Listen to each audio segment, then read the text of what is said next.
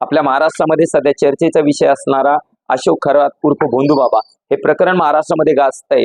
म्हणजे त्या भोंदूबाबानं कशा पद्धतीने स्त्रियांचा छळ करण्याचा प्रयत्न केला, त्यांच्यावरती अत्याचार करण्याचा प्रयत्न केलाय। परंतु मला तरी असं वाटतं की हे प्रकरण 2-4 महिने चालेल, नंतर सगळे लोक त्या ठिकाणी त्याला विसरून जातील आणि पुन्हा एकदा नवीन बाबा या ठिकाणी महाराष्ट्रामध्ये उदयाला येईल।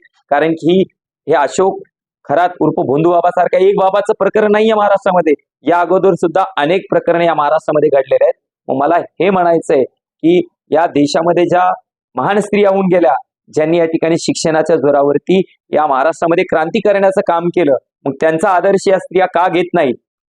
दर 1 वर्षाने 2 वर्षाने एक नवीन बाबा जन्माला येतो आणि त्या बाबाकडून अशा प्रकारचे स्त्रियांवरती अत्याचार केले जातात। हे कुठपर्यंत चालू राहणार? आता तरी मी माझ्या माता भगिनींना विनंती करतो, आता तरी जागं व्हा। ह्या भोंदूबाबाकडनं या ठिकाणी तुम्हाला काहीच मिळू शकत नाही।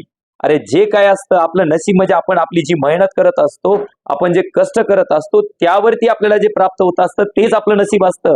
आपलं नशीब कोणत्याही भोंदूबाबाकडे वगैरे नसतं। आपलं नशीब आपण जी मेहनत करतो, आपण आपल्या कामाप्रती जो वेळ देतो, आपण आपल्या कामामध्ये ज्या तत्परतेनं मेहनतीनं कार्य करत असतो, त्याचं फळ म्हणजे या ठिकाणी नशीब असतं।